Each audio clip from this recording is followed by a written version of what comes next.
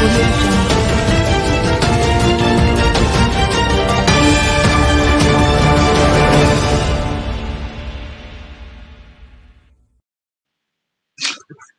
and welcome to Focus on Liberia. Welcome and welcome to our broadcast.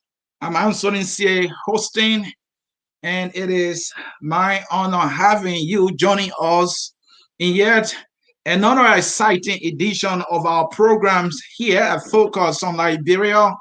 The Hour of Politics with Ansony Sieh, another edition. We are broadcasting from Atlanta, Georgia, where we have our headquarters. I have a studio guest. Mr. Mohamed Dukle is my guest, a proponent, an advocate for the War and Economic Crimes Court is my guest. And he is here, as he's always done, to make the argument and express the need for a war crime court in our country. And we're going to keep all the politicians honest here. And this is why we did our homework and we brought you the words. 2014 during the campaign, they show up and they spoke. Did you hear from them? Do you understand? Do you remember what they said then? Do you know what they are saying now? What is going on here? What has changed? Hey, Mr. Dukle is here. Even the current president, he will go to tell us, I've not been asking for war crime court. You've been asking for war crime court. Really? Is this Josh we are speaking? Is this the CDC position? We heard from Cummings. We heard from Waka. We also heard from Benina Ure and the late Chancellor Bronskin. What are the politicians up to? We heard from the current First Lady. She couldn't be blunt. Hey, my guest is here. Let me welcome him, Mr. Mohamed Dukle, an advocate for the War and Economic Crime Court, a good friend. Dear brother, welcome. Thank you so much for this opportunity again to be able to talk about a very touchy issue that has taken a lot of our time as Liberians and something that is important for our forward march. But again, to you and your hardworking team at Focus in Liberia, I say thank you for the opportunity. It's a pleasure being here. It is always a pleasure having you, especially on this very topic. We all know the history, but let me have you do the talking because that is what you came here for. And let me do my part by asking the hard questions. The question that people are answering now. No, let me not rush to the question. Let me ask you, why do you, Mohamed Dukle, is advocating for the World and Economic Crime Court? Why do we need to know to bring us to the understanding that this is why you are doing this? Speak to us. In the first place, I want to thank all of our viewers for being a part of this program today. Let me start first by saying that when we speak of war crime court,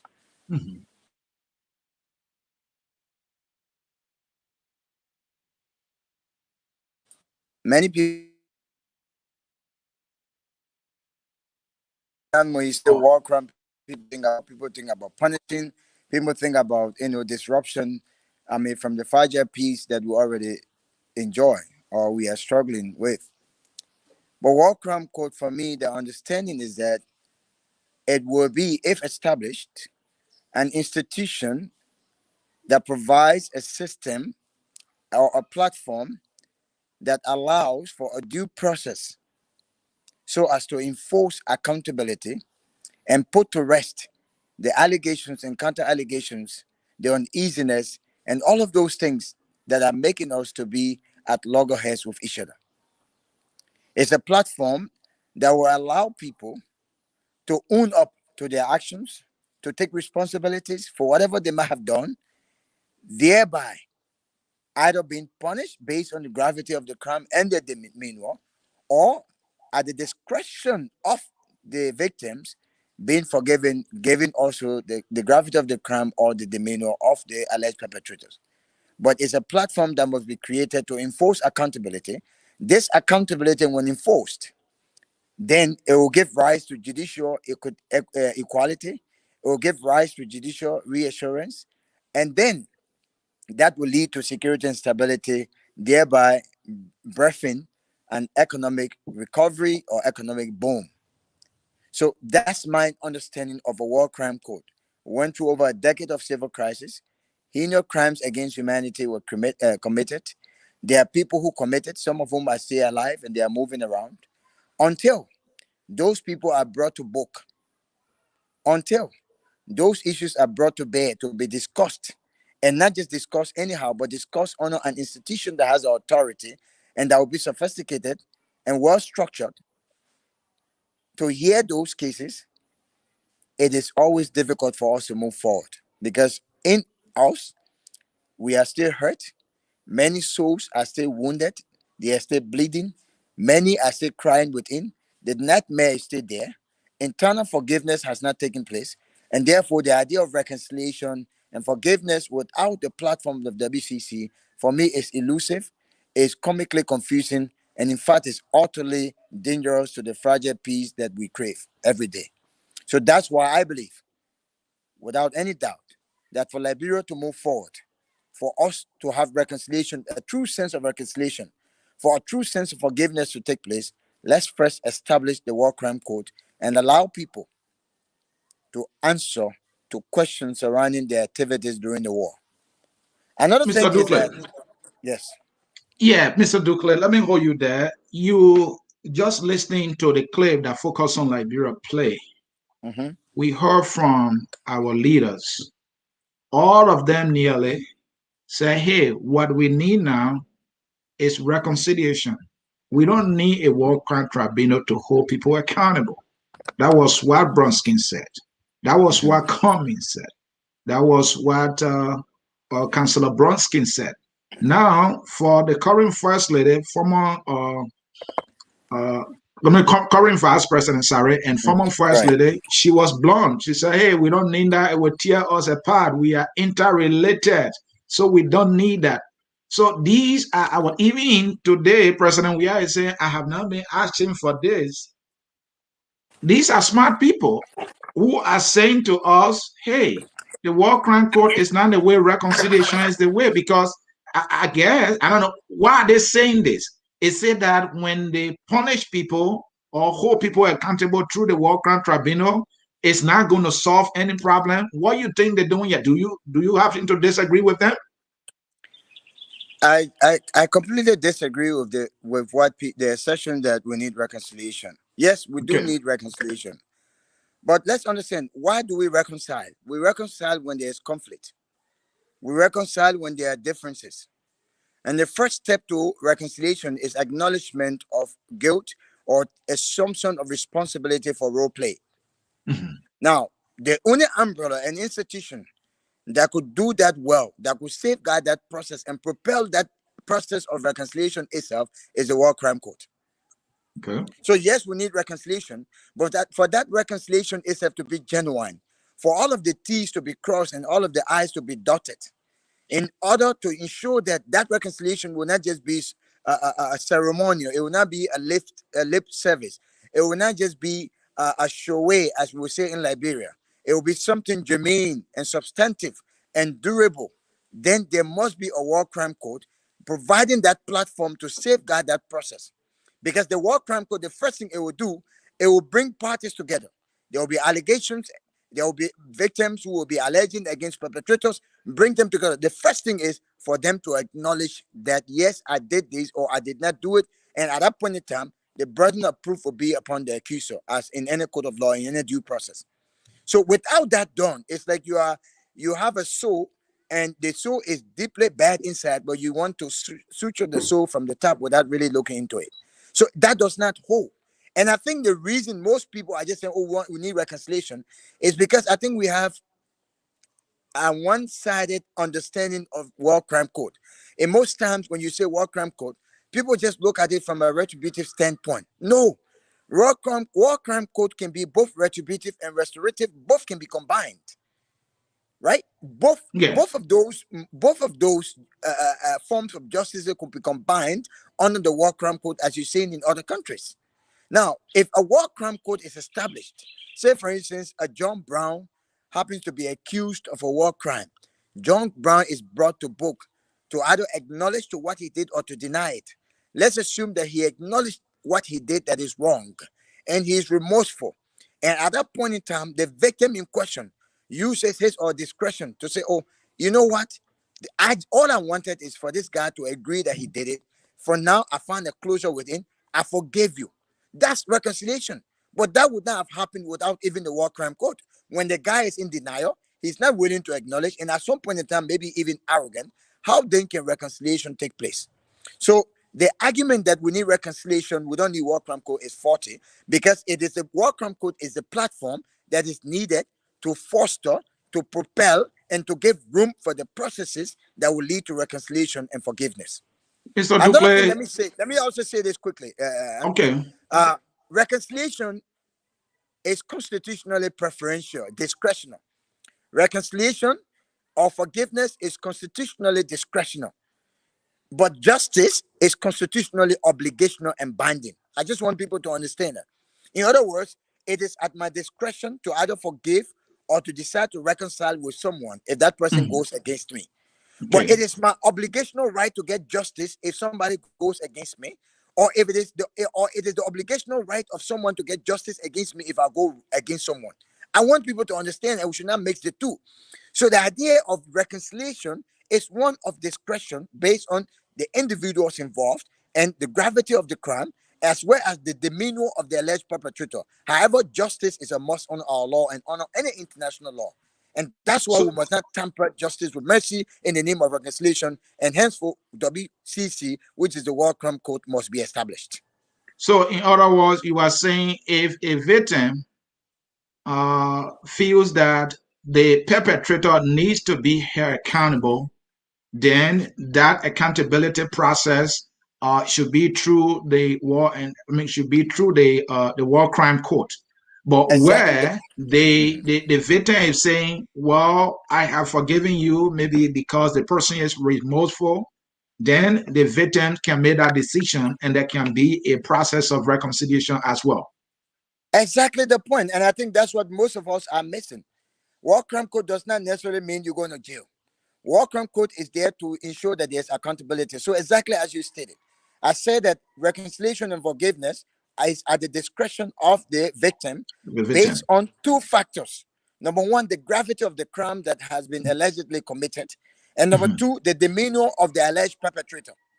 Right? Those two things are key. And Very key. also maybe the willingness of the victim, to forgive.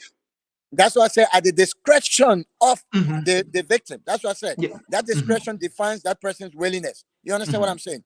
So Right. let's assume that, and some people say, oh, the TRC, I'm just picking back. They said TRC report was kicked out. It was unconstitutional. The TRC report in its entirety was not kicked out because there was no war crime code to give due process to investigate those alleged war crimes. That's why constitutionally it was not binding because something was missing. So it was said that before you consider someone a war criminal or institute any measure against that person, honor our law, they must be given a due process in court. And that must be done under the war crime code.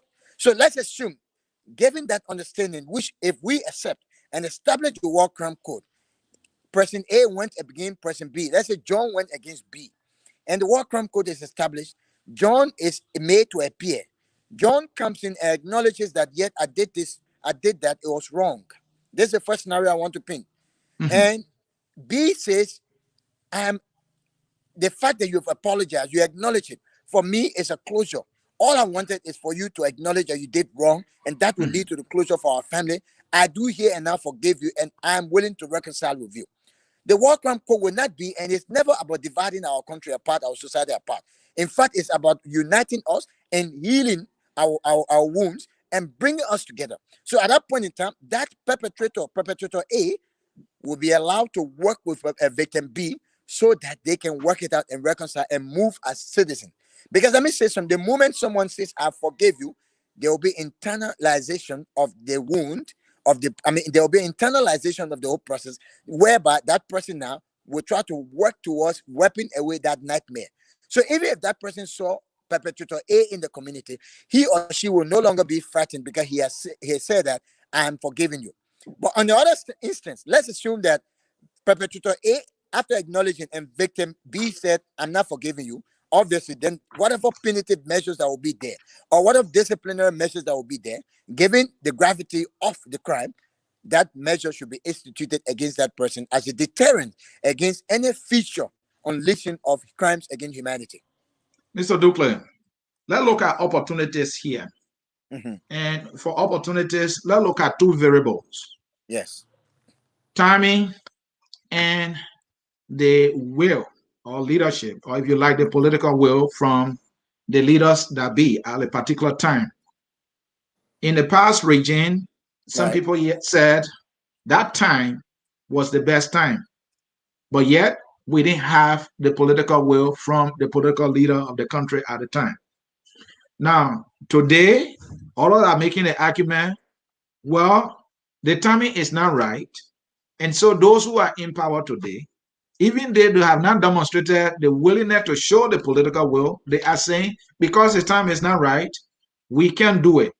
Do you share this understanding that we don't have the right timing when we have the political will, and when we have the political will, we don't have the right timing? I don't share that view. First of all, because for you to say the timing was right, then you need to understand and define and highlight the Mhm. ingredients that make the time to be right. What are those factors that made that time to be right and not now? We need to Some establish argue that. security then. Hmm? They Well, argue the huge presence of security at the time. let's put it this way. Mhm. Army has left this country since when? And there has been no war in this country. Even with Right. all of the heated protests, there still has not been any humongous violence, so much Mhm. so that will disrupt the functions of the government or have it collapsed. Let's Mhm. be honest with ourselves. Mhm. Let's be honest with ourselves. So Army left, right? All of those security apparatuses international that were here, they've left. But yesterday we are moving as a people. So one cannot, that argument for me cannot hold water that the timing is not right because our security is fragile. It was fragile yesterday. It is fragile today. It is fragile tomorrow. It is fragile in the future. It was fragile yesterday. It is fragile today. It is fragile tomorrow. Go ahead, Mr. Hello. Dugler. Yeah, go ahead. You are back now. Go ahead. Okay. Okay. Mhm. All Mhm. right. So as I was saying, Mhm. first of all, I don't agree with that. The second thing is that look, there's no statute of limitation for crimes against humanity, Okay. right? There's no statute of limitation. Now, even if the political will had not been there yesterday, with the assumption that the timing was right, that does not give us any excuse to say that the timing is not right now and we should not do it. It is better late than never. Because I think people don't understand something. It does not mean that when we agree today for a war crime to be established, that all of a sudden, boom, people will start to be investigated or be prosecuted. No, it's a process. But it's a process. But everything once begun is half done. And Melamai begins with the first step. What we are saying is that let's first agree to establish it. Let's first agree to the fact that there needs to be accountability and agree to do it. And that process will begin. It's not just something that you start, boom, and then, okay, bring this person for prosecution. No, it doesn't work that way, right? But so the timing is right for me now than even yesterday. You know the reason why? Because even now the debate has been elevated. There are more people now who understand what it means to have a war crime code. There are more people who are conscious of the things that happen. There are more people now who even have the voice to speak now than they did yesterday. So the issue of war crime code, even it had been raised yesterday, many people never would have come up to speak because a lot of them were in fear. But today it is right. It is now, and now that we must talk about it, people are more vocal now. People will be willing to speak out. And the reason we must do it now, because there's a huge cloud looming among over those who are being accused every day. The World Crime Code will also set them free. There are many people who are here, who are in America and other places. Their lives are very uneasy. Even in Liberia, their lives are very uneasy because people keep lying on them. People keep accusing them of war crimes when some of them probably did not. So if you establish, the sooner you establish the War Crime Code, the better it is for those people to mount the podium and be able to exonerate themselves. So I think the timing is right. Now that the political will is there, we all Liberians, we all should do everything to ensure that this war crime code is established to give room to the series of processes or due processes that will lead to the justice that we crave. Mr. Dukle, let me bring you back to the political leaders again. The political leaders, they have a huge role to play here. The citizen all by themselves can't go and establish code. It has to be done through our governance structures. Right? So my question is, what we see when the politicians or the political leaders are not in power, they will say to us they want the war crime code. An example is the CDC in Joshua. They Right. will say they want a war crime code.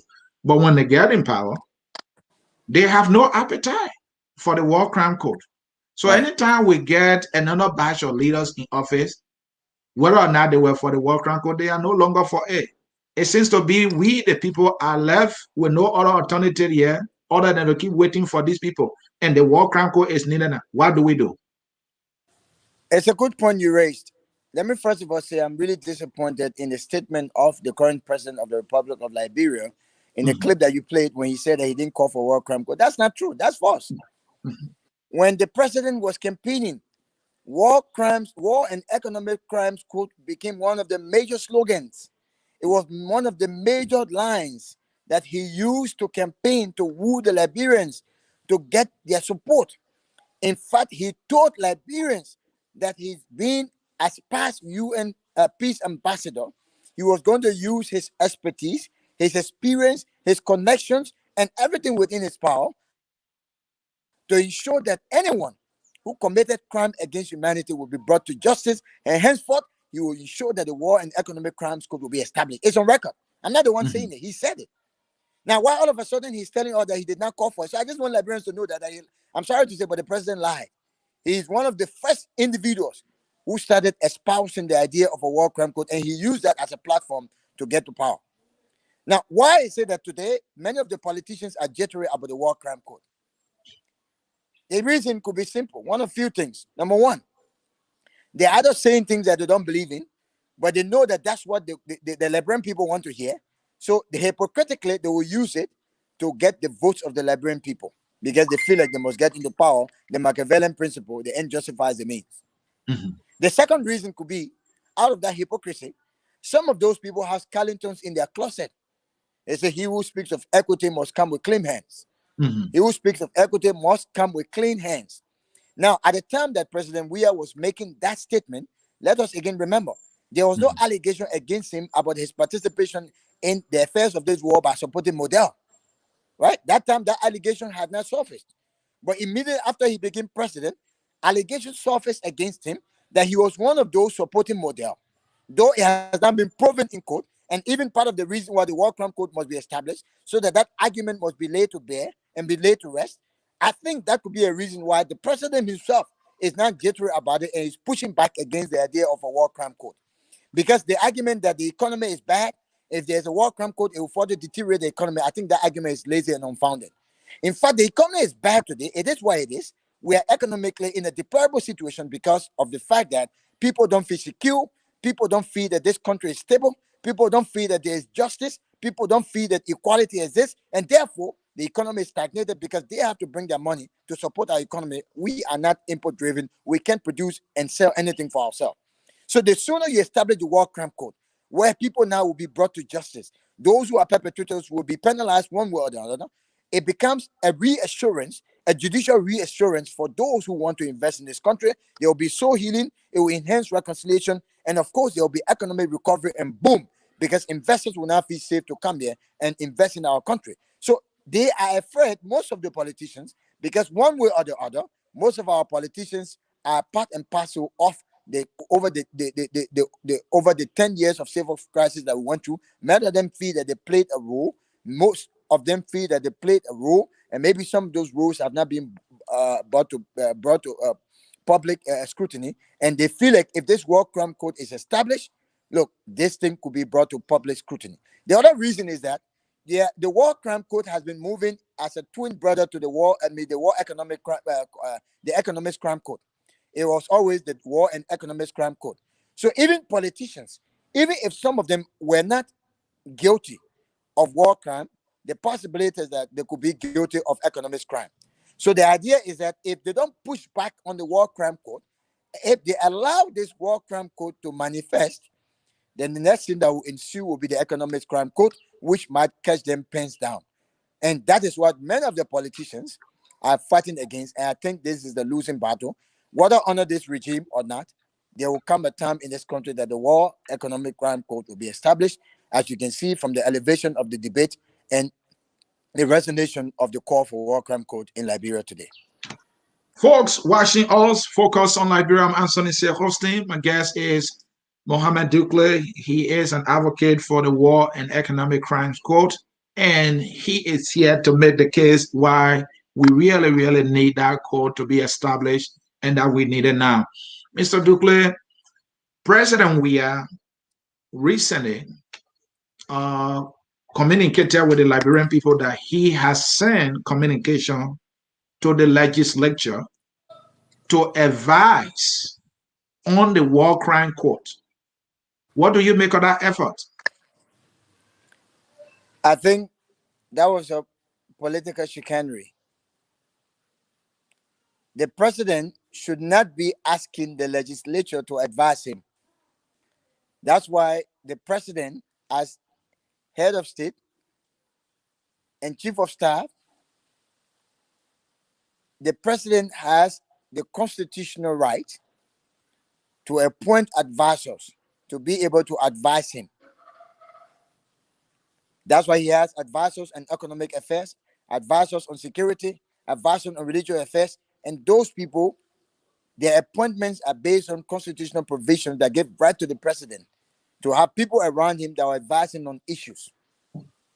The obligation that the House of Senate, the legislature, both upper and lower house have to this president is to ensure that laws are passed, or when the president sends bills, they respond adequately to those bills in line with the Constitution of the Republic of Liberia.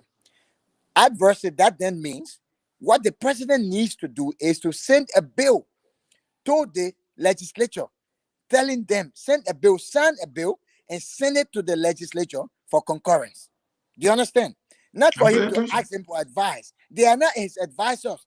He has advisors that have been paid by the Liberian people money that is taken away from health workers, money that is taken away from school teachers, money that is taken away from security forces. That money is given to those people. So what are they there for? The president should not be seeking advice. I think it's a room for excuse. The president is still trying to push back. What he needs to do is to sign this bill to establish the war crime code and forward it to the houses and let them make a decision as the House of Legislature, not for him to say that I sent it to them for them to advise me. I think that is wrong. It is not in the interest of the Liberian people. Mr. Dukleh, let's put it on the other side. I get what you're saying. The legislators also are the direct representatives of the people. They all know that Liberians in their majority do need a war crime court. So what is true, you're making the argument that it is not their role to advise the president. Their role is to act on bill or legislation or proposal sent to them by the president for action or ratification. I get that. But this very legislature has, in my opinion, about 2 bills now on their decks for the establishment of the War and Economic Crime Code. Send the president is asking for advice. Don't you think this whole thing will come to a short if they pick up the people's request and send it to the president and say, hey, we represent the people, we speak for them. This is what they are saying. So this is a bill, sign it. Don't you think we'll be in a better place also? Obviously, we would. And this is why we are elevating this debate nationally and internationally. So the Liberians who gave those legislators, sometimes I call some of them legislators, the power to loot from us, so that Liberians will know that they gave the power to the wrong people. You know, we call it leadership of the unfit. When you give leadership or power to those who are unfit to handle, manage, and dispense that power, it becomes a disaster. So this is exactly my point. Now that we have elevated this debate, Liberians for all walks of life, even those that are in the diaspora, are saying that we need war crime code, it becomes imperative upon the very voters to take note of those legislators who are reneging on this war crime code or who are refusing to sign it. If it means that all of those, if the entire legislature, decides not to sign it, if it means that Liberians should say, okay, we don't want you to come when your term is over, then that is what we must do. But again, that power must come from the voters themselves. It is the voters who put them there. If the voters go back and put pressure on their legislators and their representatives and say, this is what we want, call them to a meeting, whether you call it Palava Hall, whether you call it Town Hall, tell them that this is what we want and we want you to do it. If you don't, the alternative that is left with us is, at the end of the day, we're not going to renew your contract, meaning you're not going to go by. I think that will happen. So I'm not just blaming the presidency, the executive, and I'm not just equally blaming the legislature. I'm also blaming Liberians, right? We have the power in our hand. We are the ones who should be the custodians of our democracy. We should be the one telling people this is what is good for us, because you went there as a messenger to represent us, to represent our interests. And if this is what we want, you have no option but to sign it. And if those people don't sign it, then we too must have an option to say, you know what? We are not going to renew your contract come the next term. Like 2023 is coming. There should be a major line from all of the Liberian voters that if you don't sign the bills that you have before you for this war crime code to be established, just forget about running for the second term and see how that will go. So it brings me to this question. I'm glad you brought in the side of the people. You know, our constitution couldn't be so eloquent that all power is invested in the people. In the people. So let me give you a scenario before I ask my question. You live in the United States here before, and besides, you follow advocacy here in the United States. The Black Lives Matter. Whenever a black man is killed, you see not only black people, but white Americans joining them, staying in the street and demanding answers for days. We Liberians, we saw our brothers and sisters, mothers, some of them die from hunger. They're waiting for food, they're looking for food, they can't find it, and they dragged. We saw that. We put these politicians in power. We asking them for war crime code, they're dragging their feet. And we are just sitting down, we're acting helpless. My question is, are we Liberians to be blamed more for the war crime code not being established today, or the politician? Where do you stand? Liberians are to be blamed more. And the reason I say this, politicians did not get into power by themselves. It was the very Liberians who voted them. You know, we had a slogan in this country, you kill mama, you kill my pa, I will vote for you. Mm-hmm. Even if you love to mama, you rape mama, then you my stepfather. We had that. Something that was very demeaning of our democracy and the sanity of this nation, and even the people who hail from this country. And you know about it, Ansony. You kill mama, you kill my pa, I will vote for you. I lived all through the war. I lived in Liberia. I didn't go anywhere. I didn't have anywhere to go. I saw family members. This is not, they say. As family members were killed. In fact, I was supposed to be killed too, but I mean, as God had it, it was not my time. And many of them were not even shot. They were tied, what they call Dofa Tabe. They were put into the river, the St. Paul River, crossing to Bomai, and they were asked to swim. How can you ask someone to swim when that person is tied up? Imagine that. That gruesome picture lives in my head. Some of my uncles were killed in our presence by Bill Acker, Chuck Norris, and the rest of them. Many things happened. We lost family members. But you see, the problem is, and the reason I say we should blame the very Liberians, most of those who did those things came back to us with money, and we elected them into office. Why did we not establish or develop and muster the courage and the will to say no? I could understand immediately after the war, people were intimidated, people were still afraid, people felt okay, they couldn't stand up. Well, let's forget about immediately after the war, after the first term, like, you know, immediately after the war, the first term that brought the likes of Johnson and others into power. After their first term elapsed, they are in their second term. Why did we even allow them to go back for their second term? Because within the second term, as people claim that it was right, security was upright, why we had security? Why we had the security? Meaning that at the time we had security in short, why did we allow them to go back? We can't say because we're afraid again. So I'm saying that we are victims of circumstances created by ourselves, we Liberians. And when I say Liberians, we the voters, we have ourselves to blame. The second thing is that you don't expect someone who is a murderer to be in power. When you give power to a murderer, where now he's emboldened and secured, and he takes advantage of that power, you create an untouchability syndrome. Not just impunity. You don't just create a culture of impunity, but you create an untouchability syndrome, meaning that person feels untouchable, and therefore he or she says or does whatever he or she wants to do. That's what we've done in this country. And who are the victims of those decisions we make? We ourselves. We ourselves.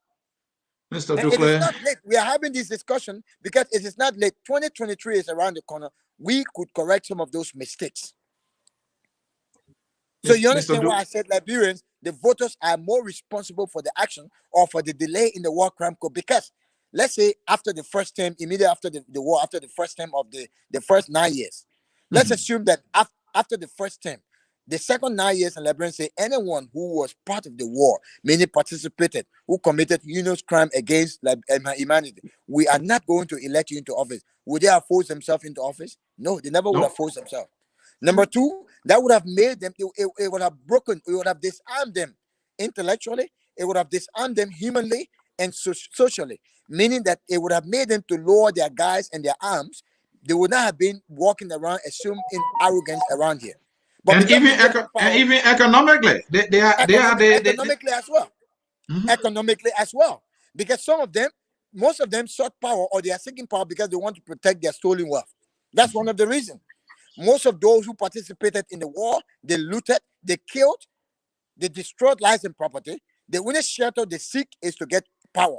Political power, like I said, that will create an untouchability syndrome for them, where they will feel protected, they will feel secured from the hands of those they victimized, and they will use that to further unleash a culture of impunity. So and then like you said, it would have broken them down economically. Whatever they had, they never would have protected. It would have been brought to justice, and they would never have had the opportunity to amass illegal wealth continuously as they are doing now. Thank you. So we have ourselves to blame, Ansony. I mean, the And politicians play their part, but we put them there. It's a garbage in, garbage out. my brother, you couldn't be on point there, and the reason is just obvious here. People who are vying for position, they only have one vote for themselves. Yes. Most of the vote are getting elected from the ordinary people, the voters.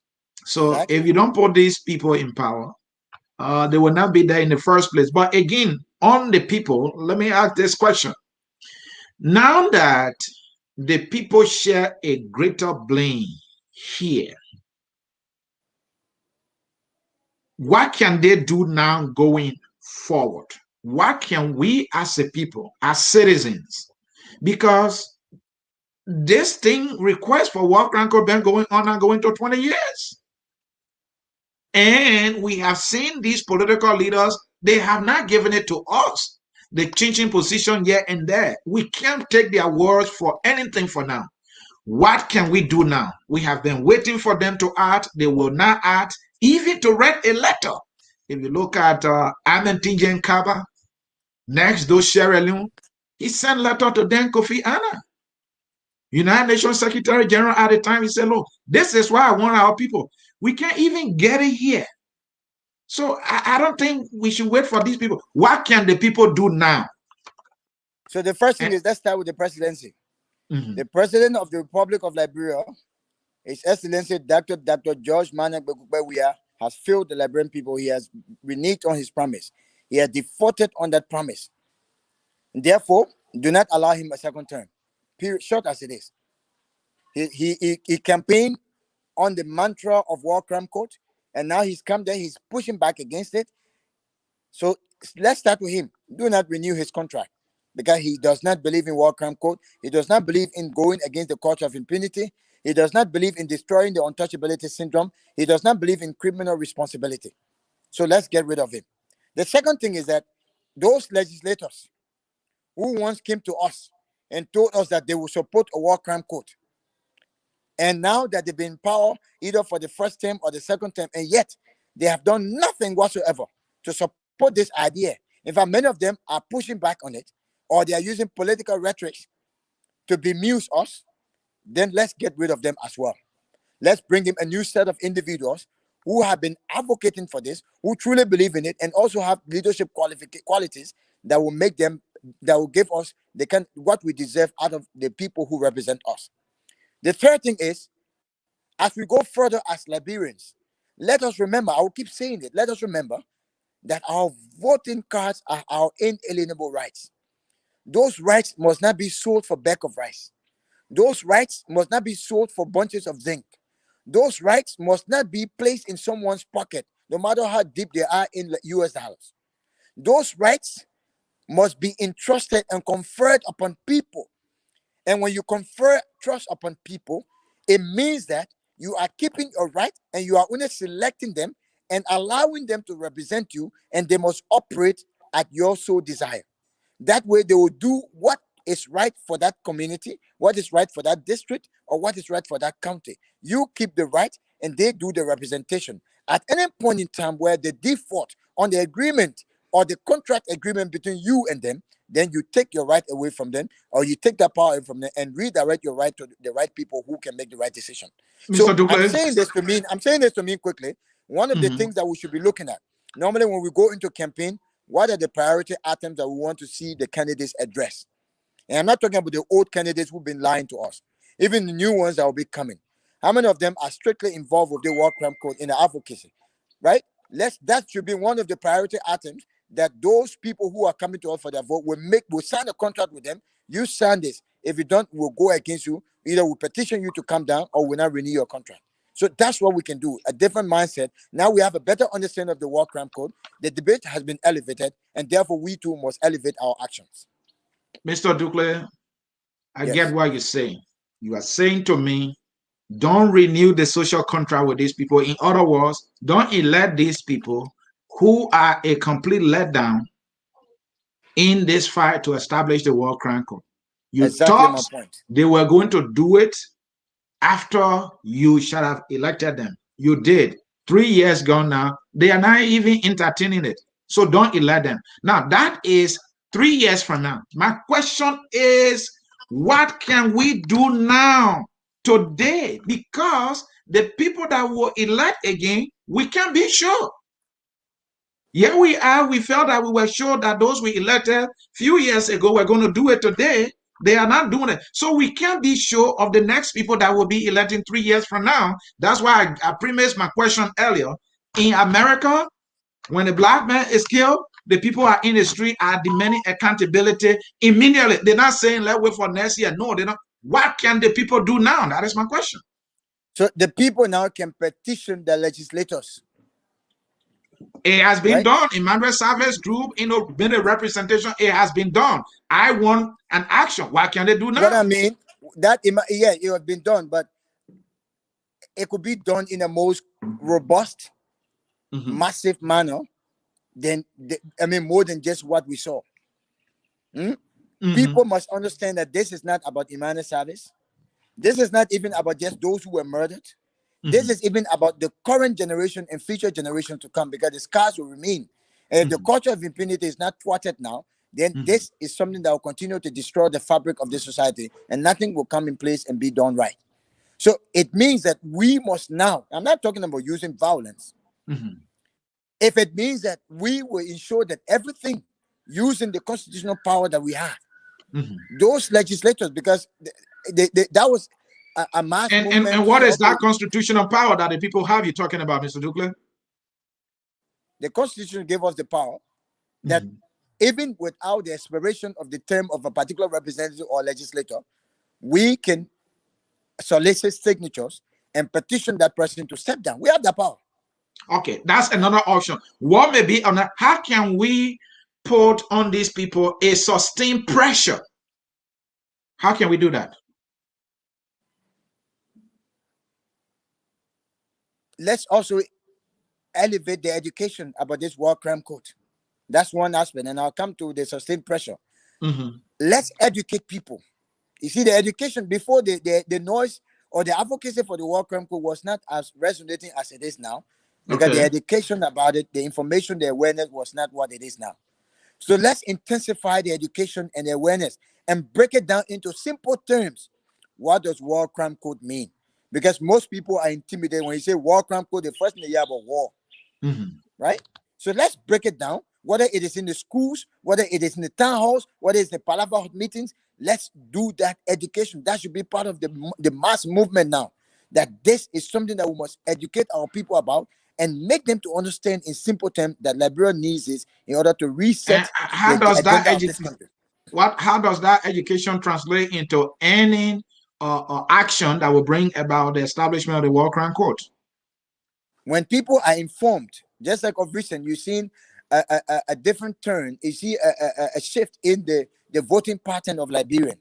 Few years ago, people did not care what you have to offer. There was nothing called a debate, right? People voted the way they wanted to vote.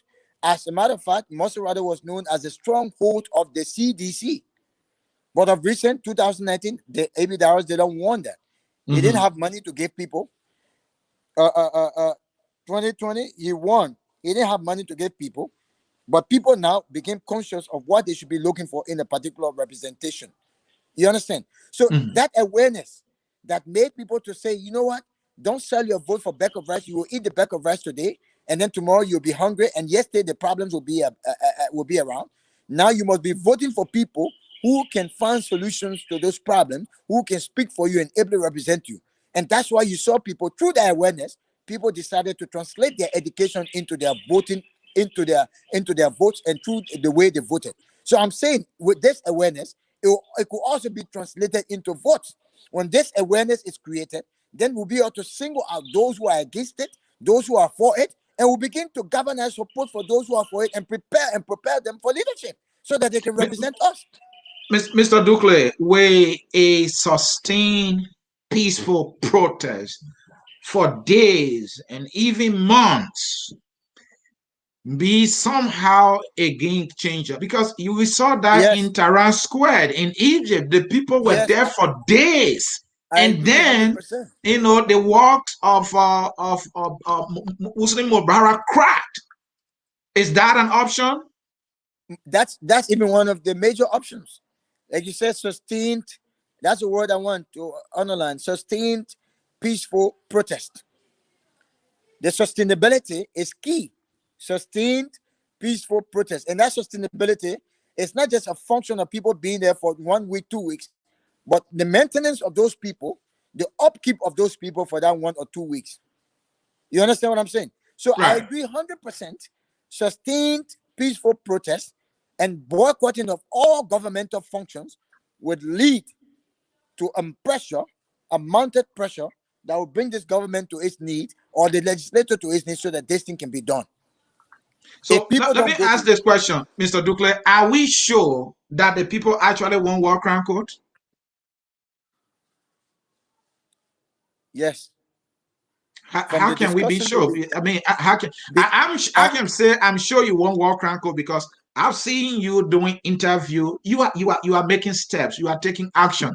Our people saw the war. It's not that they didn't see it; they saw it, and they are just I see acting where you're coming helpless. from. I So, see where you're are we coming from, sure Ansony. these people want war crime court? I'm very sure that people want war crime code. Though they might not be in the street, they have not gotten in the street with sustained protest for 1 or 2 weeks. But you have to Mm-hmm. understand that Liberians as a whole, we are still developing politically in terms of our actions and agitations relative Mm-hmm. to other countries. Right. It is the first time. It was the first time when we had the COP, where in fact we saw people come here and brave, right? The first Mm-hmm. time they attempt, it was not, but then later on, you could see after a day, after weeks, you saw people getting braver and braver. I'm saying that it's a gradual process. But just because we have not, Liberians have not assembled massively, through the streets peacefully for weeks, that Mm-hmm. itself does not mean it cannot be an indicator that we don't want war crime code. And that's even the reason why I said we need massive awareness and education. We need to make people know that they also have the right to come in the street and stand in Mm-hmm. the street, right? Sustain protest for weeks. It is their right to ensure that there's pressure mounted. That education must be given. The way it is, we have to understand. We came through war. That's one aspect. But then when the war came, it also degenerated our educational system, and it led to intellectual fragility, right? People are not too pensive and proactive in the way they see things and do things. That's why I'm saying the advocacy, the awareness, those things are important.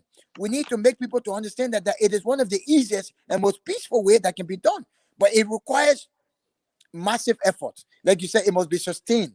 Most of us who are involved in the advocacy, the international community, if this thing must be done, those of you who are in the diaspora, then that means that we must now begin to go from place to place, every nook and corner, every village, every town, and make our people to understand that calling for war crime code is not, in other words, saying that war must come, but it's another way of ending the aftermath, the bitter consequences and nightmare of the war. And it is your right. We will assemble you for weeks. We will feed you. We will do this so that they will be brave. They will be aware. They will come out. That needs to be done. Other than that, It's, the brave will not just get up on them by themselves and come in the street. Mr. Ducle, in this fight, in this advocacy of you and others to bring closure to the war that we experience, there are two, uh, you know, tools that we are looking at, which is one, the War Crime Code and the Economic Crime Code. Now, for the War Crime Code, we see if you are close to Prince Johnson, maybe you come from an ethnic tribe, you don't care what he did. People say, oh, he protected us. And we all know the story here and there. So we are divided to the greater extent, on the War Crime Code. Now let's come to the Economic Crime Code. The leaders who are telling us bringing war crime code will bring war, will bring instability, I have not heard any of them talking about economic crime code will bring instability. They have not said that. But yet, they will not even make any move to at least establish the economic crime code. What does that say about our leaders? Most of our leaders are fake. Most of our politicians are what I call politicians. They are tricksters. And most of them will say what they want to say at the time because they believe that's what people want to hear. They are Mm-hmm. not real, right? Mm-hmm. A lot of reasons will be given why they will not even talk about the economic crime code, or why they will say that the war crime code will destroy the economy and blah blah blah. Keep repeating today. Most of those who are in political corridors today, either directly in office as representatives or senators, or somehow with some positions in government, Mm-hmm. most of them,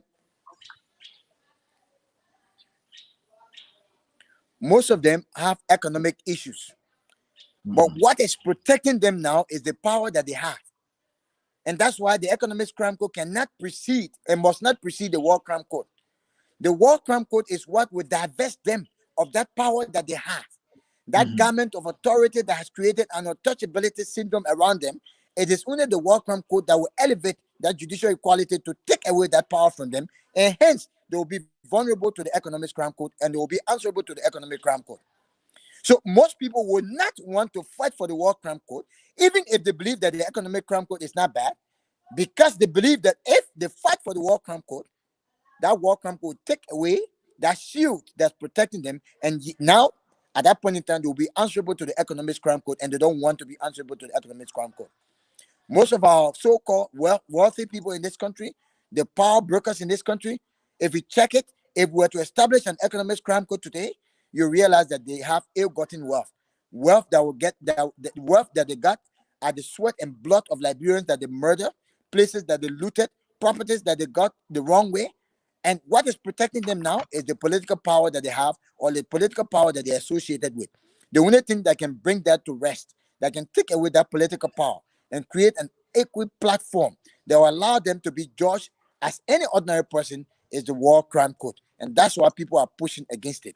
And because And people do are pushing, and I wanted to ask, do you think the current administration, the president included, also fear the establishment of an economic crime court? certainly, I said it. The president will not support the War Crime Code, one, because he's guilty. I mean, there's an allegation looming around him, which he's yet to refute. There's an allegation that he supported Model, that he used to wire money to Model. He is yet to refute it. The second thing is that there's a huge allegation around the president concerning siphoning and looting national resources. that how he built his houses. This president was broke and bankrupt. He did not declare his asset to let us know his closing balance, which would be now his opening balance as president. We didn't do anything. This president had people begging around here for he could not survive. Even the old house that he broke down. I'm not talking about the new one. The old house that he broke down. That old house was so dilapidated. It was leaking. It was bad up. It became an environmental threat in that community. Right? All of a sudden, the president took over his not even 6 months. He became a millionaire overnight, and he started breaking down the old one and building new ones. That Okay. created a red flag. And Liberians want to know how he got that money to build those houses. All of the investment that he has now that he never had before. How did he get them? And therefore, the president himself is afraid of economic crime code, and that's why I keep saying, Anthony, if the war crime code succeeds, obviously it is clear the next thing that will succeed will be the economic crime code. So let's kill it. People are trying to kill it on arrival, and that's why they are not allowing it to exist. Thank you. Again, folks, you are watching Focus on Liberia. I'm Ansony Sieh hosting. This is another edition of the Hour of Politics. Here at Focus on Liberia, we educate, we elevate, and promote all things Liberia. We will take a short break. When we come back, we will read your comments. Stay tuned with us, folks.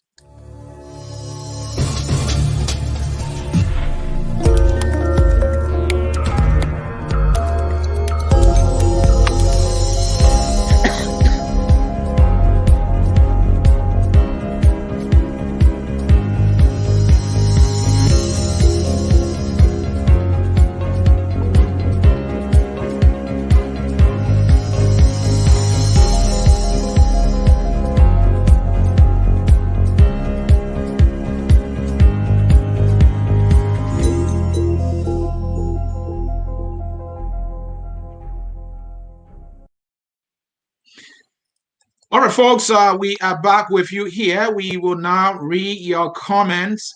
Let's hear from Tanu Gibson.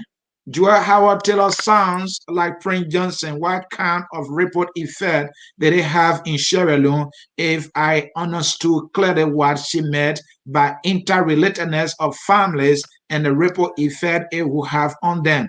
The systems need cleaning and fortifying. We can't have a society of impunity and weak systems.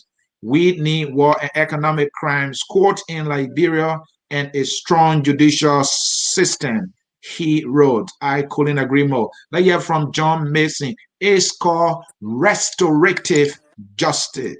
Tanu here is basic. The TRC actually focuses on domestic crimes, international humanitarian laws crime, and international human rights crime. We are not isolated from the rest of the world. International laws apply to Liberia like every other countries. People should account for their acts, and we just cannot have a society of weak laws where people can get away with crimes. Let's hear from Mr. Wardlow. War crime code can never be established until we Liberians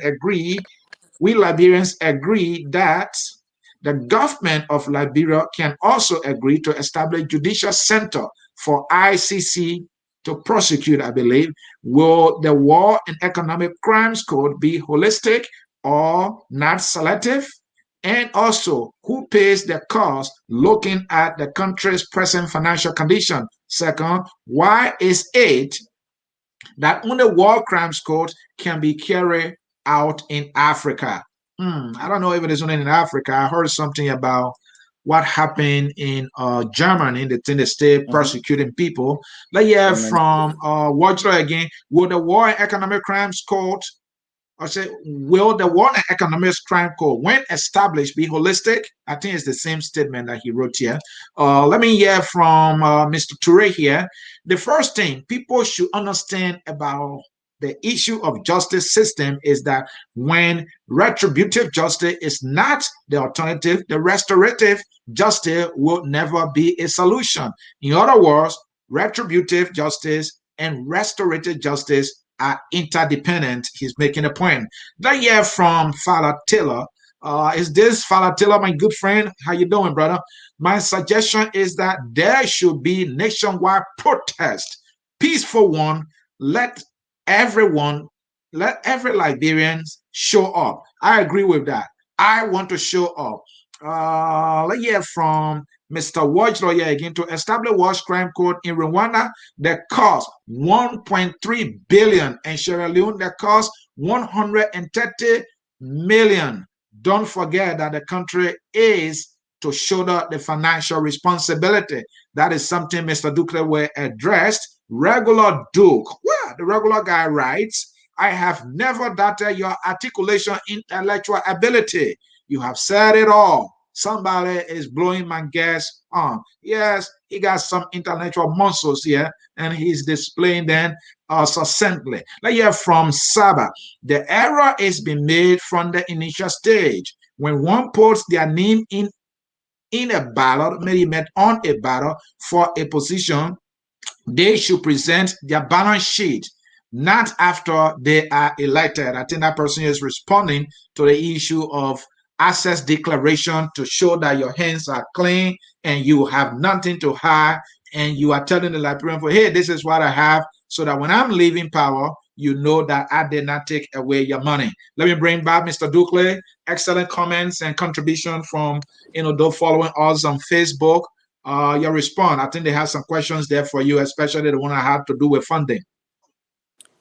The first thing is we complain. Let me first thank all of the viewers and all of those commented and those who are just watching. I mean, whether we disagree or not, I think is a clear manifestation that the War Crime Code is an important issue that has claimed the attention of Liberians. And even in our differing of ideas and opinions, the discussion keeps, and goes on, and I think it keeps resonating. Now, for the brother there, I think Brother Nyimpa, if I got it right, he was speaking about the cost of the War Crime Code. Liberia is not an isolated nation, first of all.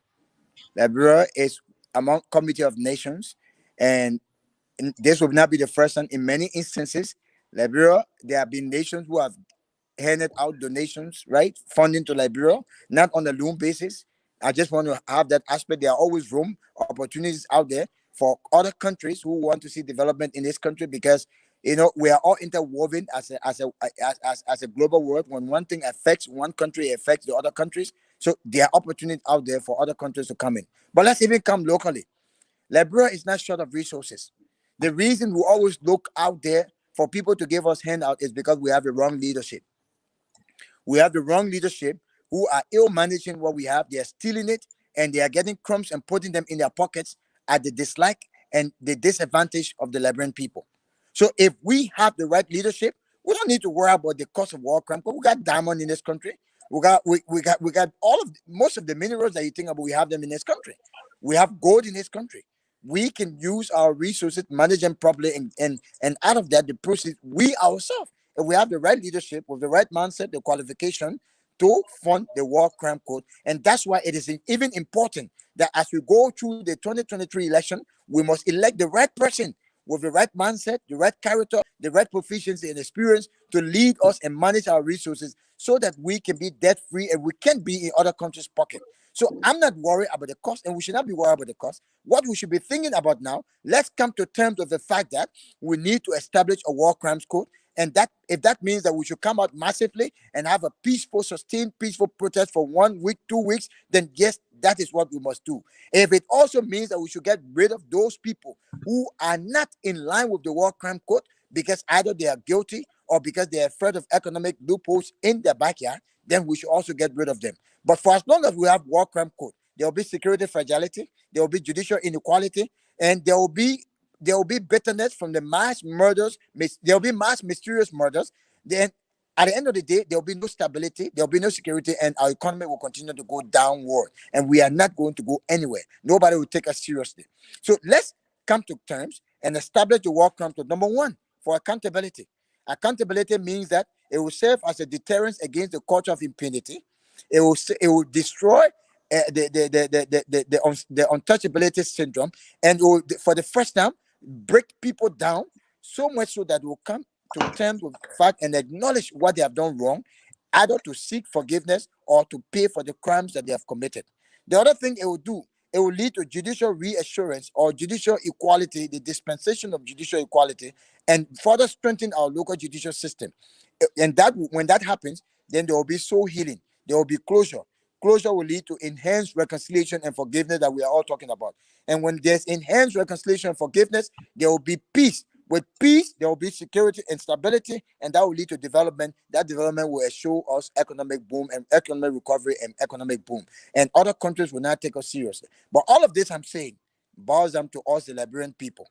We have to take the courage. We have to muster that strength and say, you know what? Nothing. We are not going to listen to anybody. We are going to be in the street, or we are going to use our constitution legally to ensure that there's a war crime code established in this country.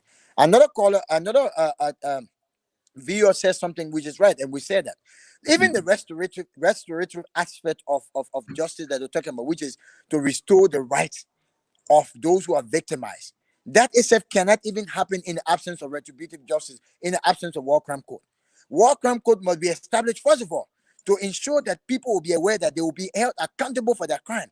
And then, following that, can be restorative justice, and or restorative justice, as you may call it, right? But that restorative justice cannot even take place if there's no retributive justice or there's no war crime code. We need to understand that, and the two go hand in hand. So let's agree for this war crime code to take place. Mr. President, I can understand your fear. There's allegation against you. I understand your fear. Our legislators, I understand your fear. But for us, Liberians, we think the way forward is the war crime code. Let me give you a scenario, Ansony. Yeah, please do that. Few days, we're having this discussion. And every time we start this discussion at an intellectual center, I notice that there's this young man who will just get up and walk away. But this day, when we're having this discussion, he didn't say anything. He became very quiet and he didn't walk away. But I could see that he was getting angrier and angrier and angrier. So at some point in time, I took note of it and I asked him, what happened? And he was very frank. He said, Brabi, the plan I am now, I'm balling. I just want to kill. I said, why do you want to kill? He said, the guy who murdered my mother and my father, that guy is in our community. But not only that, that guy is in government. He moves with security. He's protected. And every time I see him, I feel bad. It brings me back to what I saw, the horrible memory, and I just want to kill him. You think what could resolve that? It is only the war crime code will bring a solution to that, where Thank you. that guy will be brought to book, where he will account for his crime. If he shows remorse, good. And if the victim decides to forgive him, then that victim will be relieved of that burden, that horrific memory that he carries all of the time. And that's what Liberians need to understand, that the restorative aspect of this war crime code or justice you're talking about must be initiated with the war crime code. And through that process, there can be healing. Through that process, there will be closure. Through that process, there will be true, genuine reconciliation and forgiveness. Other than that, everything else will be elusive, be evasive, comically confusing, and utterly detrimental and dangerous to the peace and development we are craving. Mr. Duclay, the political leaders that we listened to earlier, they are always changing their position. They were for reconciliation yesterday, some of them. Today they say they're for the war crime code. And those are the ones who have not been elected to power yet. We've seen this moving before with the current president and the current ruling party. Is there any reason for us to trust these political leaders who yesterday said, oh, we for reconciliation, and now they say they're for war crime court? Is there any reason for us to trust them? For those who have been vacillating in their positions, there should be no reason for us to trust them. But at the same time, I like to take a step back.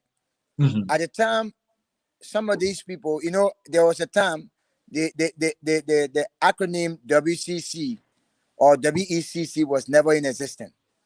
The acronym we knew was TRC, Truth and Reconciliation Commission. So reconciliation became an order of the day. But little did we realize that reconciliation itself cannot be attained genuinely in the absence of a war crime code.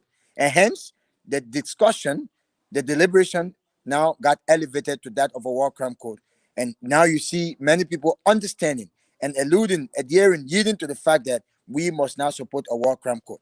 However, in that process, there are some who will be genuine, there are some who will just be hypocritical, saying only what the people want to hear.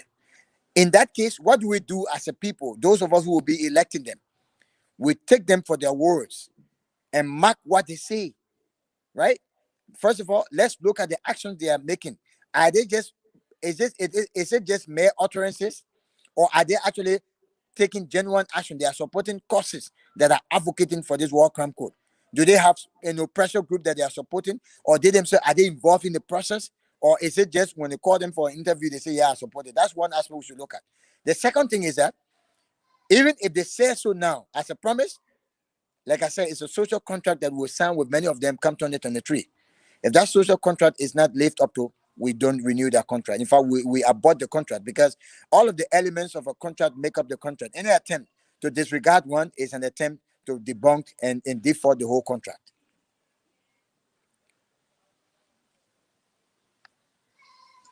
Hey, folks, thank you so very much for staying with us. We have the number on the screen. The number is also in the scrolling text below. If you have a question for my guest, you can so do. We have 15 minutes left to be here, and we want to assign a huge portion of that 15 minutes to you, or to call, to comment, to register your support or your opinion, your question to our guest, and he will be more than glad to answer it. So the phone number is on the screen. The phone number is also below in the scrolling text there. So while we are waiting for your call, we will take a commercial break, and then we will be right back. Here at Focus on Liberia, we are also doing commercials. So if you are a business person, if you have an event that you're trying to advertise, you can reach out to us. We will definitely advertise that event. So a short commercial break, and we'll be right back, and we'll start taking your calls and read some of your comments. Stay tuned.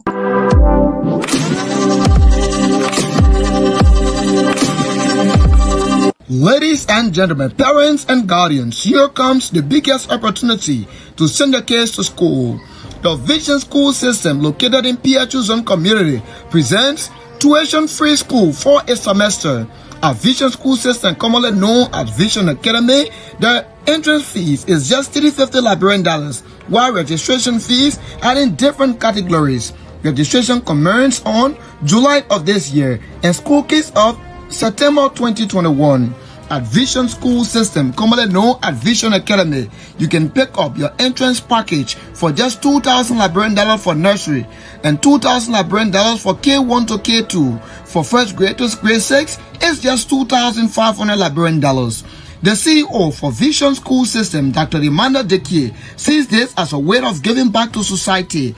Don't miss this great opportunity. Vision School System, commonly known as Vision Academy, is located in PHU Zone Community. Take this opportunity serious and run there now. All right. Thank you for staying with us. That was a commercial break right there. And let me come to you. Let's see if we have a caller. We do have one. And let's bring that caller in quickly. I see my guest is comfortably waiting for that caller. Caller, your name and where are you joining us from? Quickly to the issue. Thank you very much, Roque, and let me say thank you to Brother Mohammed Duple.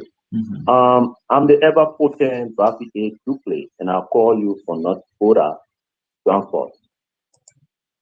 Go ahead. I attentively listened to your guest, and he spoke ridiculously well, and I must commend him for his level of articulation. But let me say this, Sieh. You know, the guest said something that we need to honor school. Okay. Which is we, the Liberian people, have greater role to play when it comes to the WCC.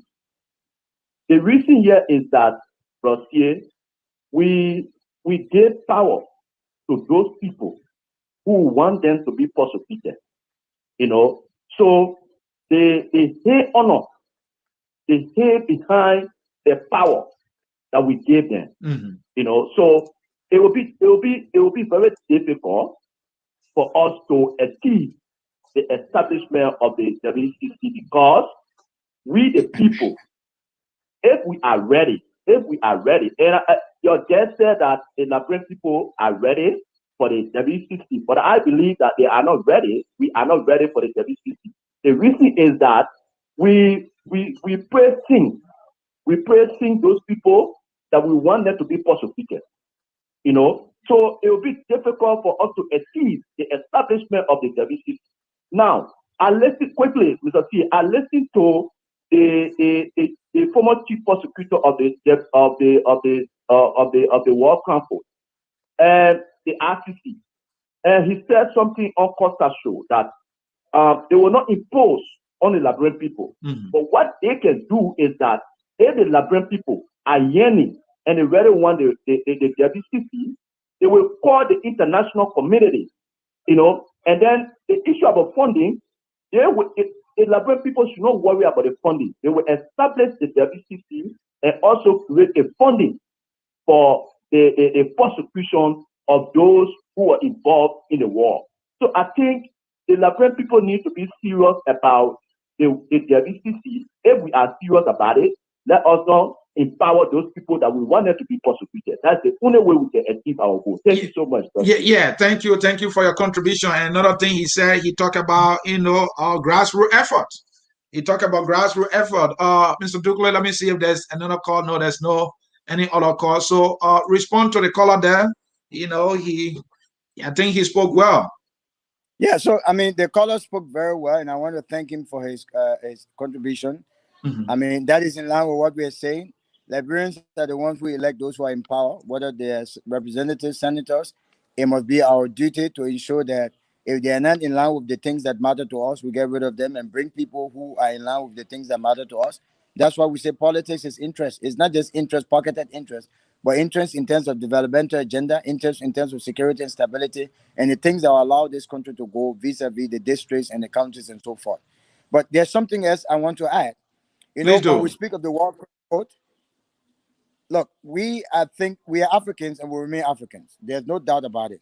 So we are even saying that let us bring the War Crime Code and customize it to an African setting, meaning take into consideration our cultural values, our traditions, and because I'm saying this in picking back to what the current vice president said, we are Africans, we are close relatives. We are interrelated. Yeah, that's the case step up from establishing it. Let's establish it, take into consideration all of those things, and then customize it to our African setting. That will give room to our culture, our tradition, and all of these things. If they are put in place properly, then that could lead to genuine reconciliation. It could lead to genuine forgiveness, and could lead to genuine peaceful coexistence as interrelated people. But until then, we'll be fooling each other. I mean, we'll be hurt against each other. If you look in this country today, let me be honest with you, there's a complete bitterness in this country. I mean, in Nema country, you saw what erupted recently, right? The burning between the burning of homes, Right. That is all because of the war. That is still there. So until these things can be brought to public scrutiny, to know really the facts, to ascertain the facts, and then act impartially and judicially, we will continue to go through these things, because these now will be bad legacies left behind for generations to take. But if we want to really have a refined generation, productive one in the future, then we need to start working on the War Crime Code to have it established. And Mr. Dukle, to the point you're making, if I may add here, we saw what happened in Maryland, right? The speaker home was burned down. They went to the prison. They tore things apart. We saw that even in Grand Jita of recent. People are taking matter into their own hands. We have the greatest unrest, instability in our country's history that led to massive death, and something that grave, of that enormity. We did not set an example of holding the perpetrators accountable. These people took matter into their own hands for political grievances.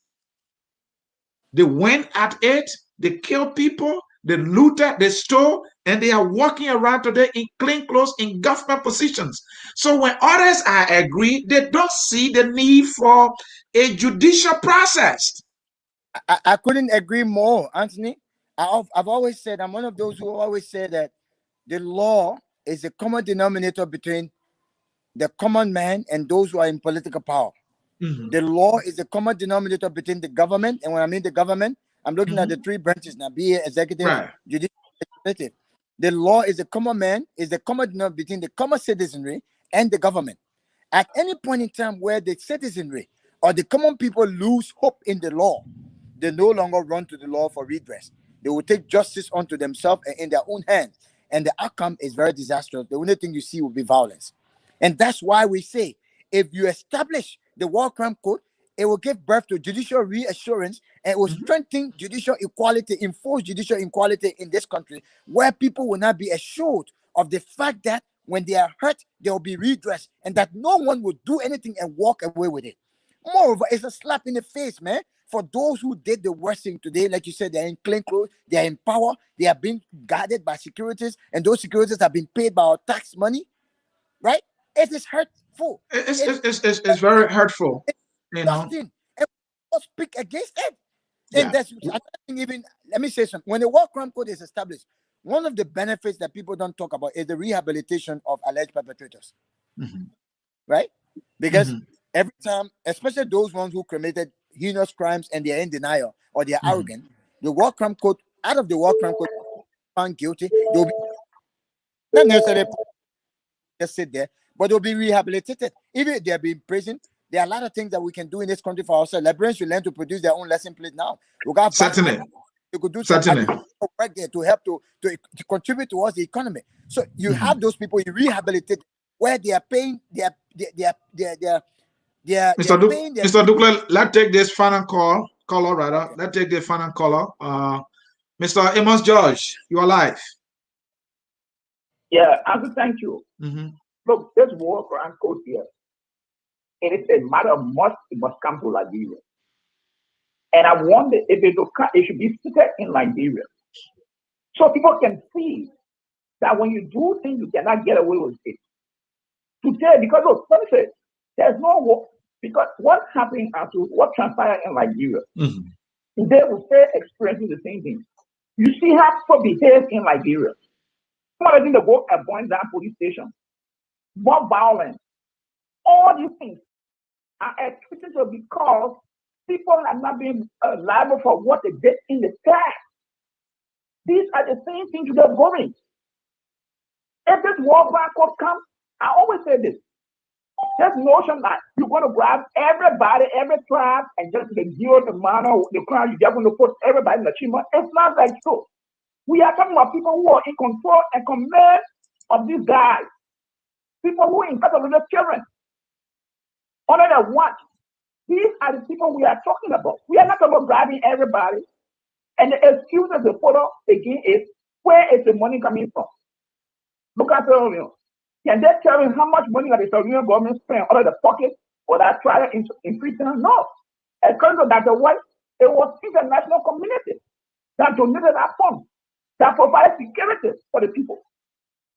So this whole notion here is continue to people in denial and slap in our faces, telling us that you cannot do anything, or even though we kill everybody or we kill certain people, we can't do anything to them. Look at you, the Prince Johnson again. The first conference he had, what he said there, and people continue to back these people. If the resources of the country, these people, they kill people, and they're using the resources again to prosecute people indirectly again. But I'm looking out and saying, look, I didn't care nobody. You can do anything you want to do. That will not happen in this country. We talk about custom, addition, our way of life. But then the question is, where are these people? Thank you, Mr. Josh. Liberia, the customary thing was they are certain people, you don't see the blood being wasted. Yeah. But the people took all the notes and threw it out of the window and did what they could do to enrich themselves. So I'm just saying, the War Crime Code is a matter of what it must come to Liberia. It's not to go after everybody. We are talking about people who are in command and control of this situation. Thank you. Thank you. The next caller is caller with phone number ending in 4911. Your name and where you joining us from? My name is Nehemiah Wardrow. How are you, sir, Garcia? Oh, Mr. Wardrow, you've been commenting. Welcome. Go ahead. My guest is listening. Yeah, something I want to let my... Mr. Wardrow, if you're listening to it somewhere, turn the monitor off. I want to know, after doing some research, I got to know that in. Yes, I'm listening. Yeah, I'm saying if you're listening to the show on your phone or somewhere, turn it off. Now that you can hear us here now. Oh, okay. Yeah. Okay. All right, go ahead Yeah. now. Like I said, I want to, get some clarity from your Guess. guest. I did some research with the laws and on the ICC, and it talks about when there is any information of war crime code in a country, the government, the political parties, and so forth should not be part of the information. So I want for the guest to make some clarity on this, because you may mention that the president of Liberia, Dr. Joy Manning, should be in forefront in establishing this war crime code as he stated earlier. Can you make some clarity, please? Thank you. Mr. Douglas? Okay, thank you very much, Mr. Wajlo. That clause or that part that you are reading simply means that they should not be influenced by political. But we all know that there are one or two ways bills can be be initiated. Either it comes from the president's office, right, and sent to the Senate, or someone from within the Senate, or maybe the representative can raise a bill and then it can go upward. But that does not mean that they cannot be involved. They cannot see the reason to say, oh no, we need to do this. But what it meant was that it must not be influenced by political actors, because if it is influenced by political actors, then it will be done the way they want it. Right? I hope that's clear. It must not be influenced by political actors and politicians, because they will do it the way they want it to leave room for escape. But this is different from the president. The president is the head of state. He's the CEO of the Republic of Liberia, right? And as a matter of fact, he must be the one to see the need for this. This, for me, it should be something that the president should even use to score a political point, and in a good way, not in the charade way. And it's a matter of leadership, right, Mr. Douglas? It's about leadership. Exactly.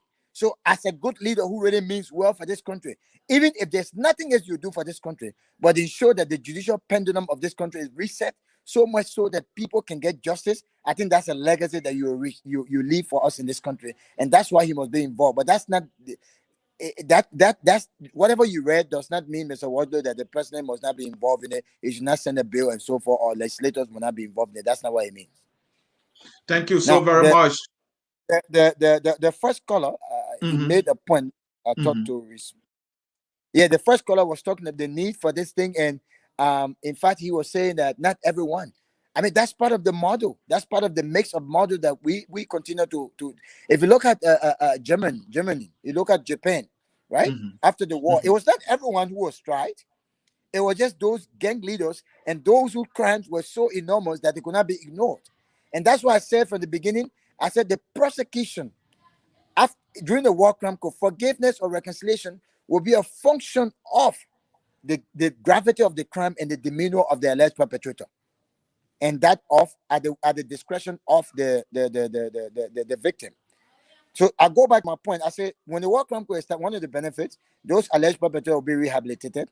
They could not be used. They will pay the dues. They could be used to vamp the economy of this country.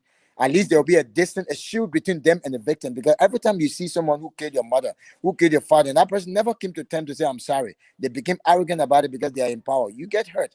And you are tempted to break the law or to do something, right? So they must be shielded from those people, rehabilitate them, pay the dues, and so forth, until to a point where they can acknowledge that something is wrong and reconciliation can take place. The other thing is that this outcome code, I say, should be customized so that there could be a form of compensation or reparation for those who are victimized. It will not be, that's why I say a combination of everything. It should be Africanized to our customized to our setting, so that there'll be a form of compensation. One of the foremost compensation here, people don't understand. Monetary compensation is great. Let's get that right. But monetary compensation without judicial compensation is useless. When Edward Floyd died, the family members did not go for money. First of all, the first and foremost they went for was justice. They wanted those who killed Edward Floyd to be to be brought to justice. If you follow it, Ansony, right? Yes, So he's George Floyd. yeah, I mean George Floyd. The first and foremost thing they wanted was judicial compensation.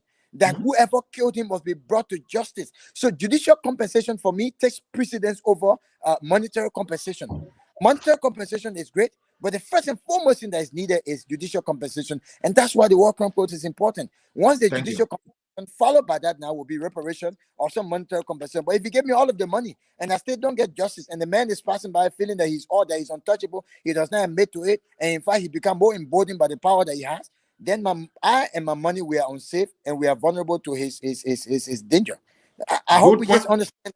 Good point there, Mr. Ducle. Even despite the ruling has made available millions of dollars for the Floyd family, the family is not just celebrating the money and sitting down. They are advocating for a legislation at the level of Congress to make this justice issue permanent in the land. So that was a great point there. Let me read some final comments here.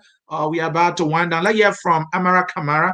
I think the president didn't say no to economic and war crime code, but rather, why now?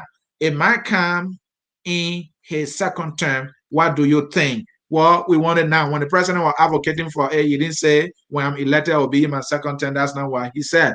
Let's hear from Bapulubo Ambula Mambe. He said, there are theorists that besides addressing impunity, the operation of the war crime code can create jobs and increase economic activities. Do we expect similar economic gain in Liberia from the establishment of the war crime code? I think my guest eloquently addressed that yes, there are opportunities there for employment, and the ripple effect of the employment will be that now the place is secure. Businesses will come because they know that there is accountability in the land. No one going to bankrupt or steal their money and get away with it. He addressed that. They hear from Sieh again. The environment of Liberia is not conducive for war and economic crime code, etc. As much as the U.S. is the most powerful country, when those that were assumed participants in the 9/11, they were arrested and sent to different environment for hearing. In the case of Liberia, the implementation must be done differently. As maybe as Sierra Leone, as in Sierra Leone and Rwanda, most so Liberia does not produce weapons. So I don't know. The person is saying that 9/11, those who were persecuted were not persecuted in America. And even in Sierra Leone. Let's hear from Shemon here. Why do the victims tend to benefit from war and economic crime code? I think my guest articulated that. I won't allow him to do that again because of time. Hamilton writes, the reason we are experiencing many emotional outbursts in our country is that the root cause of our civil conflict have not been addressed properly. I agree. The antecedents are still there. Until we deal with those issues judiciously and properly, we will continue to experience lawlessness and ingrained bitterness that will hinder our peace. Mr. Ducle, let me do something here quickly and bring you in for closing statement. Time is fast spent. We have some programs coming on here today. We have our program here called Tough Talking Thursday, where the guests come and talk tough. Mr. Ducle, you have to come on this one. Where you see it, you call it just as you see it. If it walks like a dog, you say it is a dog because it walks like one. Tough Talking Thursday. The topic, tribal politics in Liberia, and this is entrenched in our country. Also, tomorrow, Friday, our program, the Literary Hour, will be here with Jackie Sieh and Dr. K. Moses Nambe. They will be looking at Dr. Mr. Wetton Sangawulo. He's a writer, he's a politician, and he has done a lot of literary work for Liberia. Many of us have read Mr. Wetton Sangawulo's book. Jackie and Dr. K. Moses Nambe will be looking at his literary work and contribution to Liberia. Also, the Liberian Refugee Immigration FedNet Act. There is a Zoom meeting that is coming on, fellow Liberians. You do not want to miss it. This law was passed by the by the Congress, giving Liberians who came into the United States somewhere around November of 2014. If you came into America from November of 2014 and you are still here, maybe you came on visiting, whichever way you came, and you don't have a green card, you are qualified to apply for green card. And there's a Zoom meeting that is coming up. If you want more details, reach out to us here at Focus on Liberia. We will connect you so that you can be part of it. And also here at Focus on Liberia, we do commercials here. If you have a business and you want to advertise that business, reach out to us. We will be more than glad to do so. And this is how we do it. During our broadcast, we can pull your flyer. If you're advertising an event or wedding, whatever it is, we can pull your flyer right there as we do our broadcast, and we'll continue to remind people about it. You can go on our website, www.focusonliberia.net, and read about how we can bring you in, or you just call the phone number there. I will be more than glad to bring you in, and then you will know more about how you can have us take you to your customers and make that business to be productive. Because in Liberia, we have to go into entrepreneurship so that we can grow our economy. The politics and talking, we not call it, we need money. Money, the Basel people say money that man, we need one guy. And so Mr. Ducle, I see that you are cracking up there. I mean, I'm just trying to say it as it is. Yeah, so we have to close now. In closing, what I want you to do for our people, Mr. Ducle, I want a war crime code today. I want to start protesting today for it. I'm in despair. I'm helpless.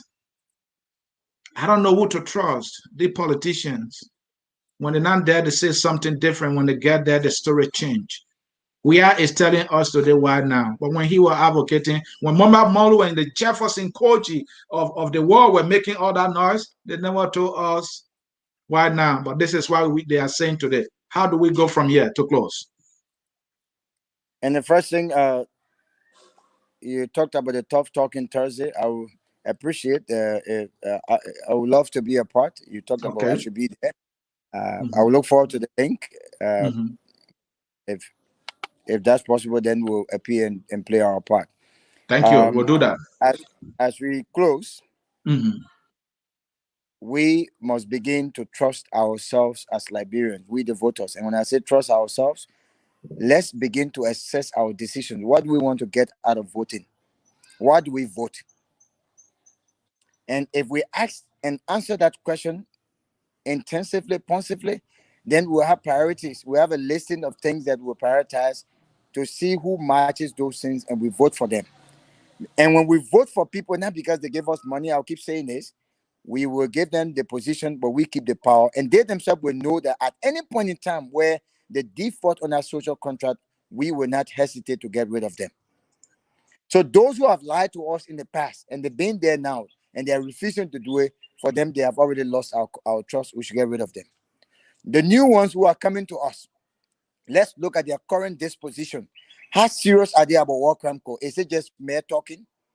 That's number one. Number two, if they are talking and they are acting, then let's give them a chance. It should be another contract. If they get that they don't do it, then we'll move on. But most importantly, if we really want this thing, as we really want it, let's take 2 weeks of our time and get in the street, not to create chaos, not to break tables, but let's say we assemble at the executive mansion. Let's assemble at the Ministry of Finance. Let's make sure we boycott all government activities and ensure that there is a economic crime code. Even if it means that we assemble at the SKD and be there, or wherever it is at the ministerial complex, let's be there for 2 weeks to ensure that this is important. If we come out, this government has no choice but to yield to what we want, because it is government of the people, for the people, by the people. They do what we want them to do.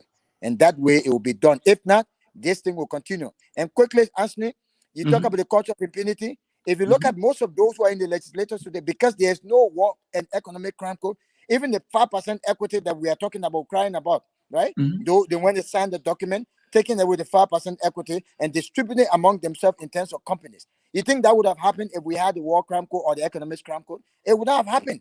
Who did that? The politicians, the government, and we allowed them to do it. So in conclusion, we must hold ourselves accountable for the things that are happening to us. Let's stand up.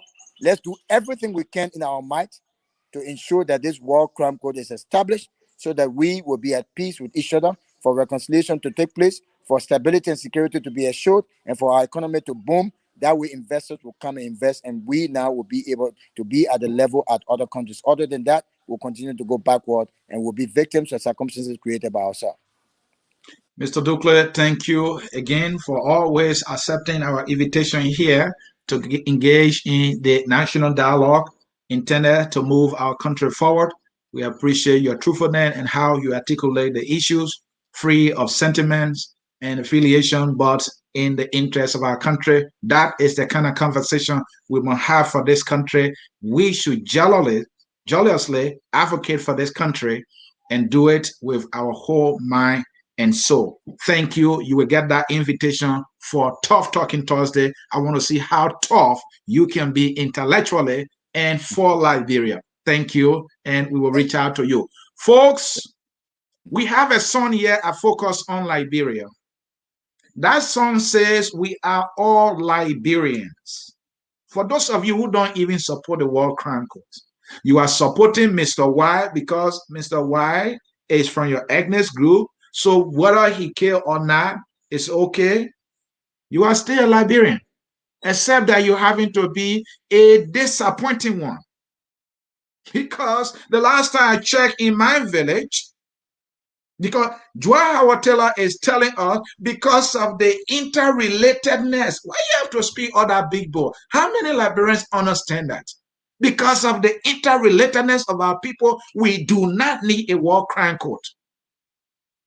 Though it's called war crime court, it is a process intended to hold individuals accountable who committed mayhems and heinous crimes in our country. In my village, very small little village, whenever one did wrong, the chief of the town will summon the elders. That person will be held accountable. Come to think about it, we are more interrelated into our villages or in our villages compared to on the national level. So what is she talking about? But these are the leaders that we have.